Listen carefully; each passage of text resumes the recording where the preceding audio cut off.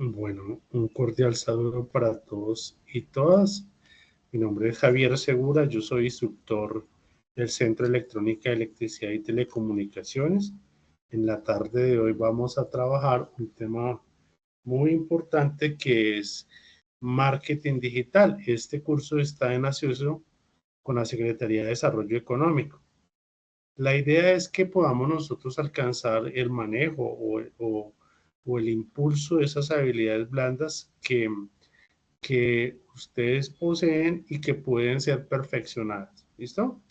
Bueno, vamos a hablar un poquito de nuestro programa académico.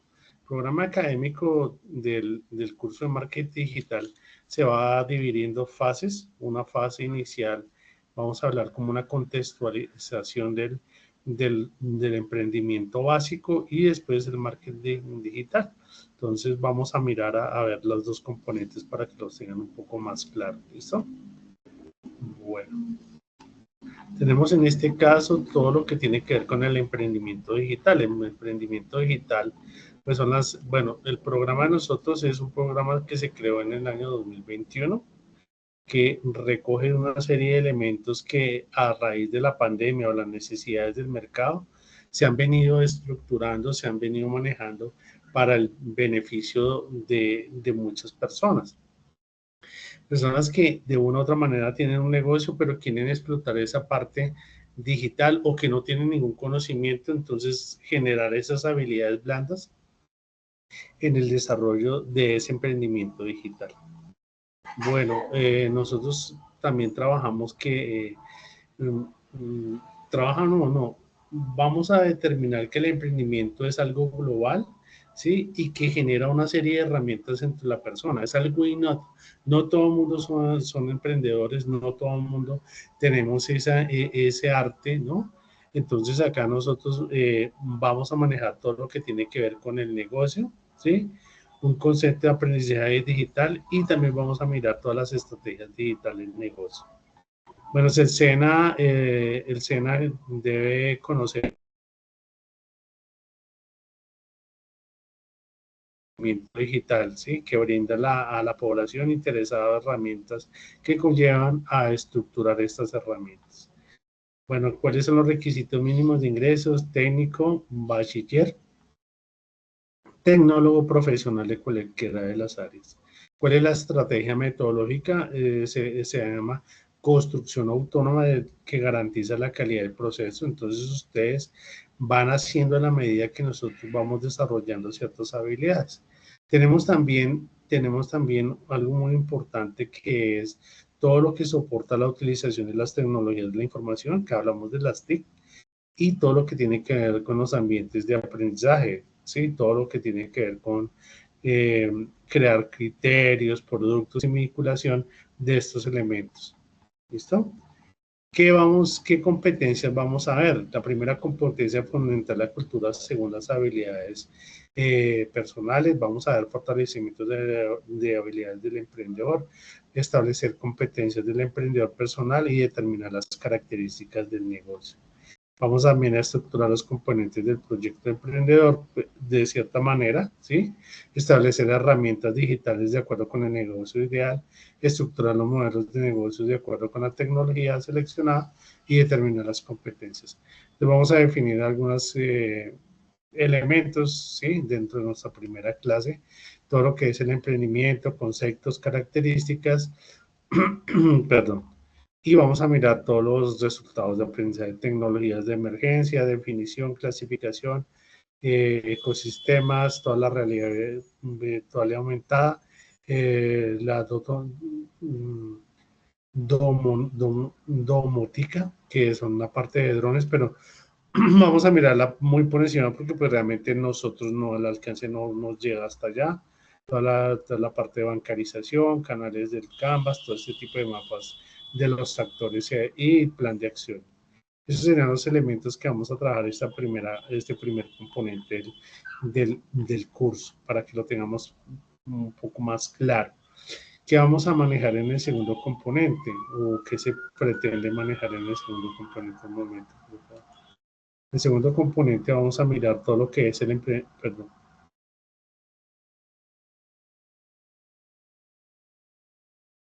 Voy a dejar de compartir y ya lo vuelvo vuelvo a ingresar. ¿Listo?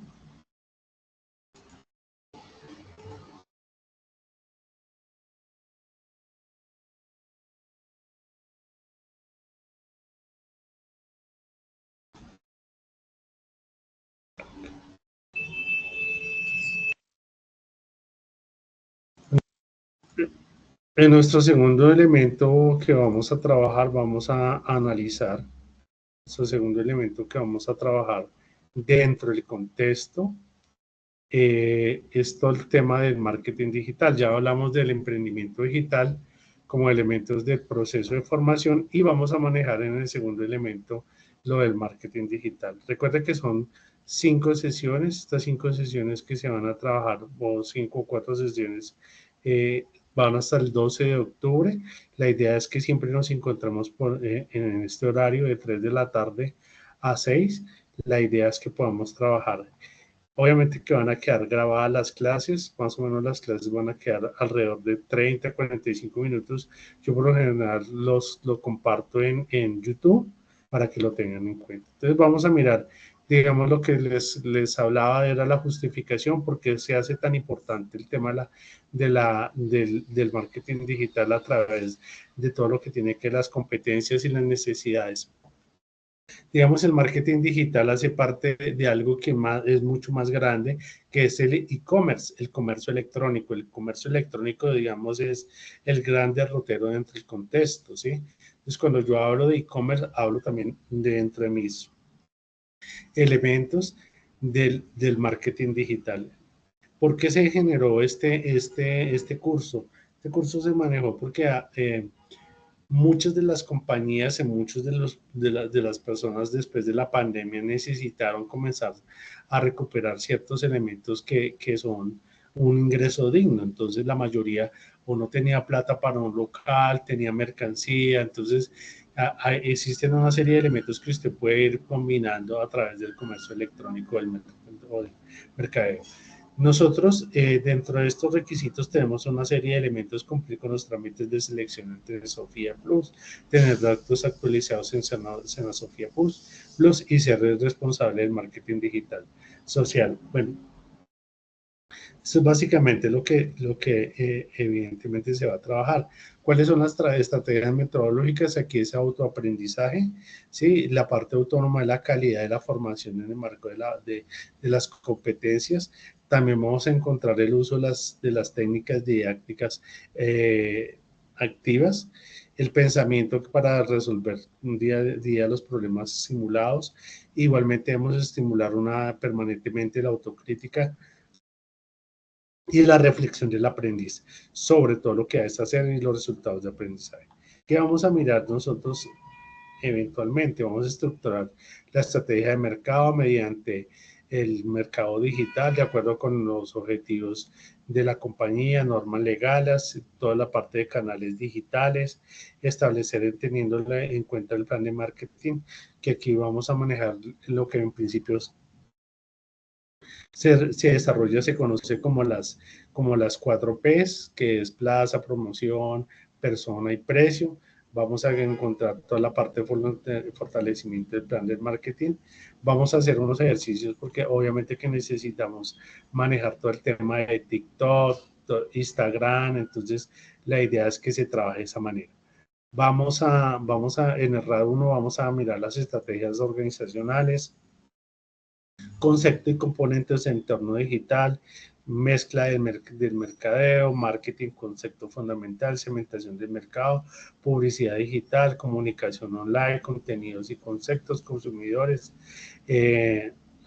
insight, conceptos y aplicabilidad, conservación, conceptos, tasa de aplicación, el CEN, el CO y el CMO, que son, digamos, estrategias de aplicabilidad, conceptos de técnicas, de aplicabilidad y conceptos de acciones de aplicabilidad. Vamos a ver toda la parte de web analítica, conceptos y metodología. Vamos a ver los conceptos de clase y la parte de aplicación. Vamos a mirar el concepto que tiene que ver con los tipos de presupuestos y conceptos de aplicabilidad, conocer el entorno digital, definir las variables del mercado, seleccionar los objetivos y estrategias y tácticas del marketing digital, determinar las acciones de publicidad digital, seleccionar medios de comunicación, canales digitales, determinar contenidos digitales, identificar el consumidor, reconocer los insights, valores de tasa de conservación, elaborar análisis del CO.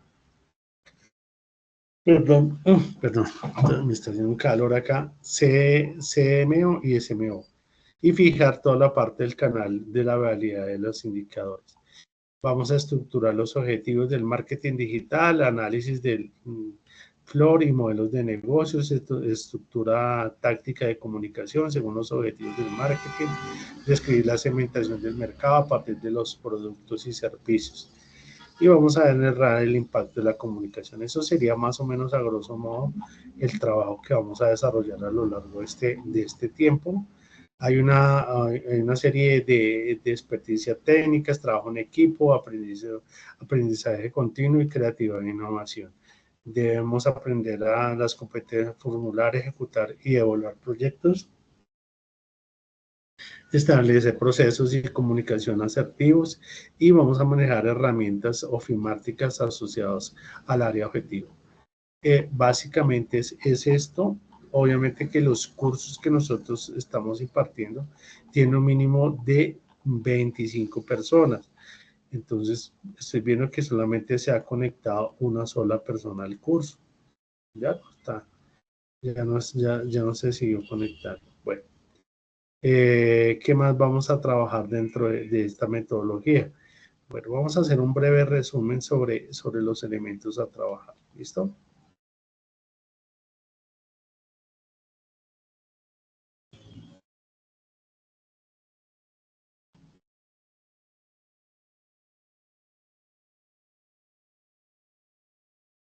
Un segundo, por favor.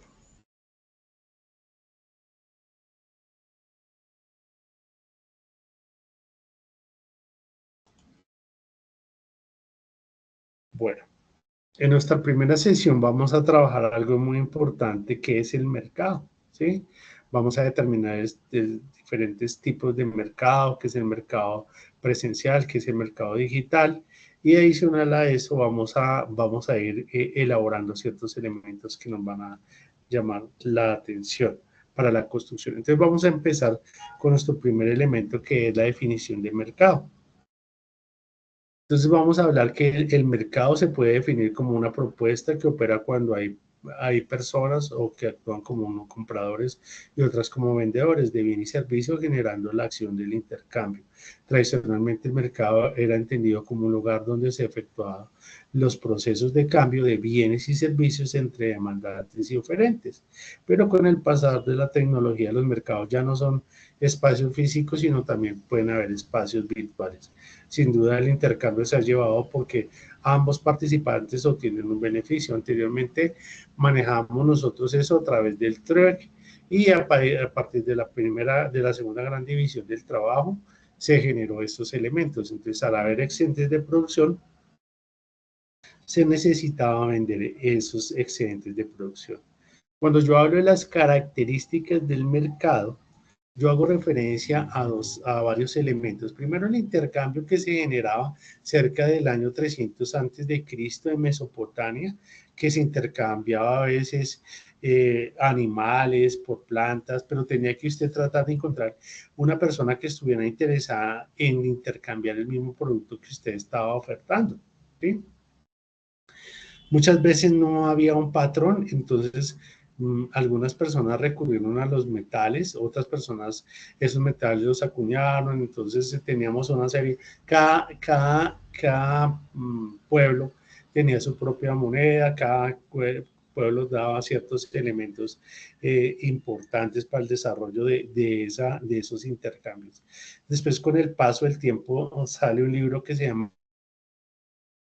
Tesis, que presenta el señor Adam Smith y nos comienza a hablar de todo el proceso de compra y venta, ¿sí?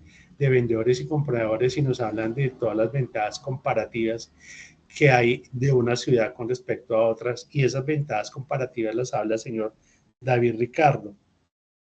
Y entonces comenzamos a hablar de esos elementos que son importantes dentro del desarrollo.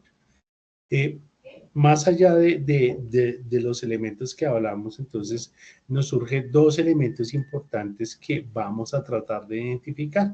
El primero es la oferta y la demanda.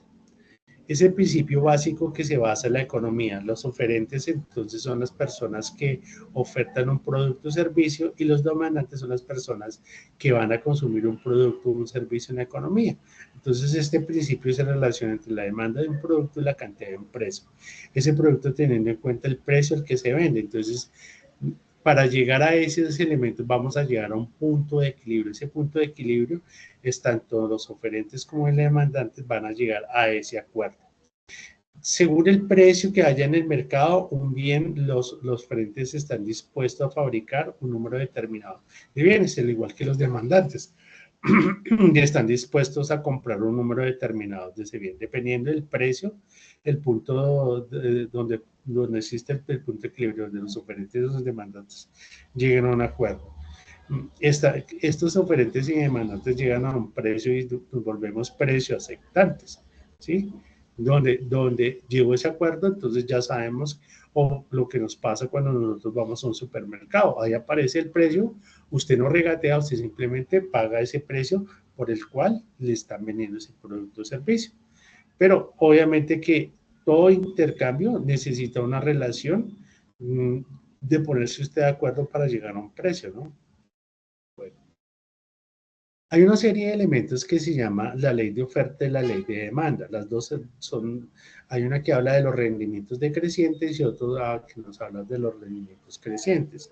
La ley de la demanda establece que manteniéndose todas las demás constantes, ceteris paribus, la cantidad demandada de un bien disminuye cuando el precio de ese bien aumenta. Por otro lado, la ley de oferta indica que manteniéndose todo lo demás constantes, ceteris paribus, la cantidad ofrecida de un bien aumenta cuando hace un precio o cuando hay un precio. La curva de oferta y demanda muestra cuando las cantidades ofrecidas demandadas respectivamente según la variedad del bien que se quiere llegar. ¿Listo?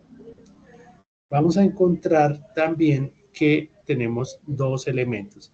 El exceso del oferente, bueno, aquí hay dos elementos importantes que los vamos a tener en cuenta cuando veamos la gráfica. La gráfica para entender un poco, vamos a llegar a un punto de equilibrio donde va a haber, donde se cruza la línea de oferta y la línea de demanda. Entonces lo que está por encima de la línea de punto de equilibrio se llama exceso de oferta. Cuando existe el exceso de oferta es el precio al que están dispuestos, están ofreciendo los productores, ¿sí? Entonces es un precio mayor al de equilibrio, y el exceso de demanda, por lo contrario, es cuando existe una escasez de los productos, que significa que el precio ofrecido es menor que el precio de equilibrio. ¿Listo? Básicamente estos elementos son importantes a tener en cuenta dentro del contexto que estamos trabajando. Bueno. Si nosotros lo miramos desde el punto de vista gráfico, aquí en la gráfica vamos a encontrar que este es el punto de equilibrio. Lo que esté por encima del punto de equilibrio se llama exceso del consumidor, y lo que esté por debajo se llama escasez del productor, ¿sí? Los comportamientos de la oferta y la demanda, acabamos que se explica que se comprende la curva de oferta, que es la línea azul, ¿sí? Y la línea D, que es la línea roja. ¿Listo? ¿Hay alguien que está solicitando o no? Bueno, vamos a encontrar también que dentro de estos elementos es importante aclarar que vamos a tener unos desplazamientos de la curva de oferta hacia la derecha, ¿sí? Y eso sucede cuando el precio sube. Si el precio sube, ¿sí? Vamos a cambiar el punto de equilibrio. Pero ¿qué va a pasar con la demanda? La demanda la curva de demanda va a disminuir. ¿Por qué pasa esto? Porque si miramos, esta es la línea roja, que es la curva de demanda, y la línea azul, las dos líneas azul son las curvas de oferta, Pues en la medida que baje, que aumente el precio, bajan las cantidades demandadas. O sea que vamos a encontrar unos nuevos puntos de equilibrio. ¿Por qué? Porque pues al oferente le interesa que su producto, ¿sí? Que su producto sea vendido a un alto precio, ¿sí? Y al aumentar ese alto precio disminuye las cantidades ofrecidas.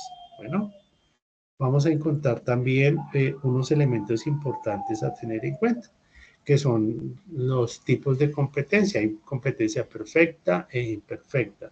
Entonces, la competencia perfecta es cuando casi todo en la economía es ideal, todo lo que se produce se vende, ¿sí? Se trata de un mercado que el precio está determinado, el mercado está integrado por las empresas, entonces todo lo que se produce, pero las competencias imperfectas, quiere decir que no todo lo que se produce los vendedores los van a vender, ¿sí?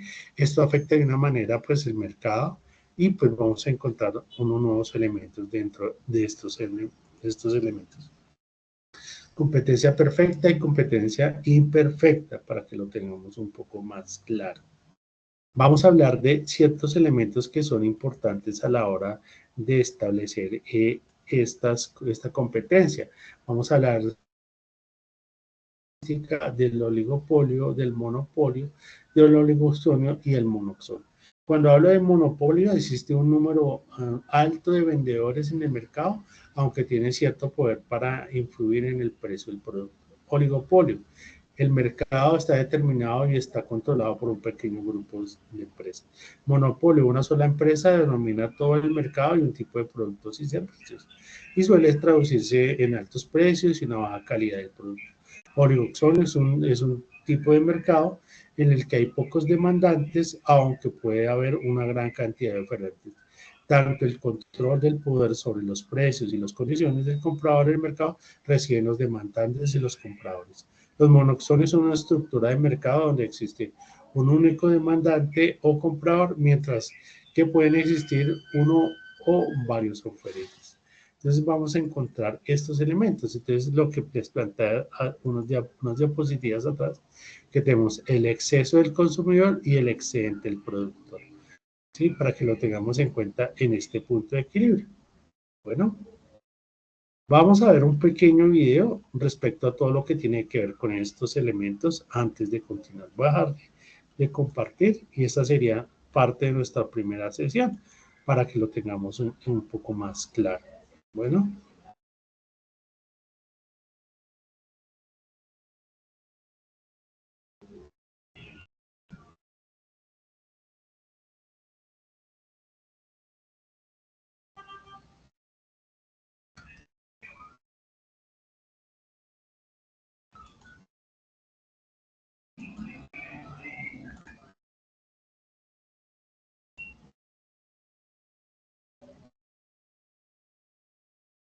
Uf, qué buenos tomates. ¿Me vendes a 30 centavos? No, producir un tomate nos cuesta 30 centavos. Ahí no tendríamos ganancia. Yo te vendo a 50 centavos. Yo vendo desde $1. Yo vendo a 80 centavos. No tendré ganancia, pero te vendo a 30 centavos. Como podrán notar, cuanto mayor es el precio, más vendedores están dispuestos a vender. Es decir, a mayor precio, la oferta sube. A esta curva le llamamos curva de oferta. Ahora preguntamos al pueblo, ¿a cuánto comprarían un tomate? Si es de calidad, pago hasta $2.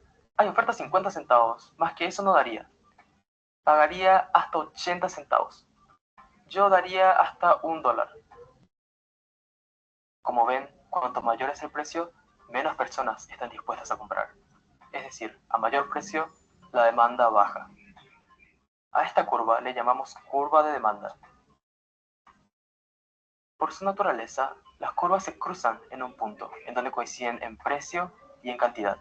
A este punto se le conoce como punto de equilibrio. Este es el punto en donde la mayoría de los vendedores y de los compradores están conformes con el precio. Pero si es que existe un punto de equilibrio, ¿por qué los precios suben? Es porque el precio depende de la relación entre la oferta y la demanda, y estas dos están en constante variación. Veamos en el caso de los tomates. Una razón por la que suben los precios es la disminución de la oferta, como ocurre por las malas condiciones climáticas. En esta situación, la curva de oferta se desplaza a la izquierda.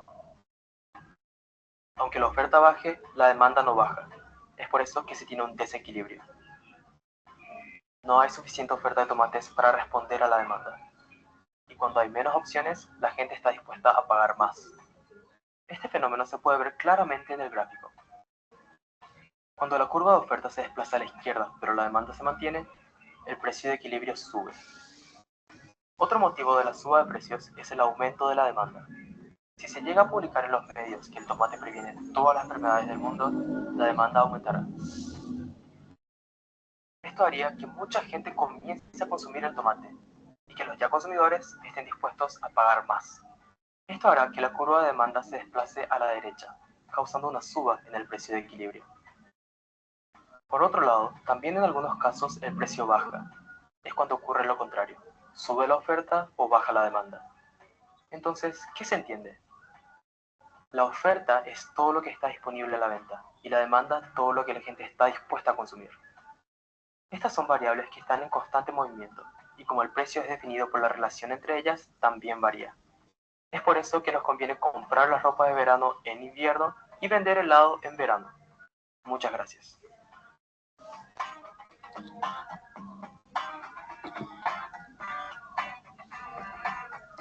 Bueno, acá espero que hayamos entendido un poquito con respecto a la parte de oferta y demanda. ¿Sí? Vamos a ver. Listo. Dentro de los elementos que vamos a tocar, la segunda sesión del curso, pues obviamente que están los tipos de bien. Entonces vamos a hablar un poco de los tipos de bienes, qué son los bienes suntuosos, qué son los bienes necesarios, que todo ese tipo de elementos para entrar en contexto de lo que nosotros vamos a trabajar. ¿Listo? Entonces en nuestra segunda sesión del curso vamos a mirar esos elementos que nos van a ayudar a entender y a comprender un poquito más la temática. ¿Qué adicional a esto, qué más vamos a trabajar o qué más vamos a mirar? Entonces, permítanme un segundito, ya les proyecto.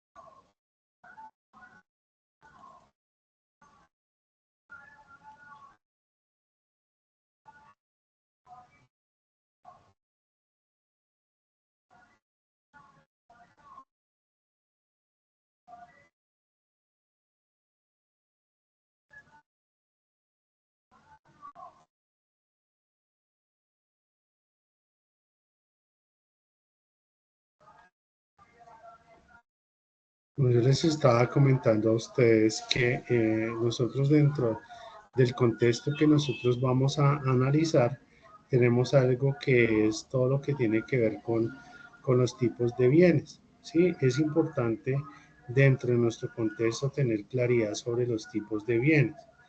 ¿Por qué es importante que tengamos, sepamos qué son los tipos de bienes y por qué se caracterizan estos tipos de bienes dentro de la economía? Okay.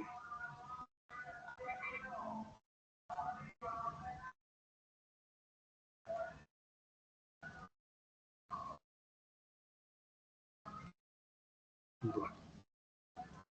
Entonces, dentro de los tipos de bienes que nosotros vamos a manejar en una economía, se caracterizan estos tipos de bienes según lo que vamos a ver. Bueno, tenemos primero según el tipo de bien. Vamos a hablar un poquito sobre los tipos de bienes, y los bienes pueden haber según su grado de escasez. Debemos tener en cuenta su grado de escasez. Podemos hablar de dos tipos de bienes libres y bienes económicos. Los bienes libres son limitados de acceso, de ahí su nombre, y eso significa que su acceso es libre y todo el mundo puede acceder a él. Un ejemplo es el oxígeno y el aire. O bienes económicos, como que son los bienes a los que todo el mundo puede acceder, dadas sus características, por ejemplo, el petróleo. Tenemos los tipos de bienes según su finalidad. Atendiendo la funcionalidad de los bienes, todos podemos distinguir entre los bienes de consumo y bienes intermedios.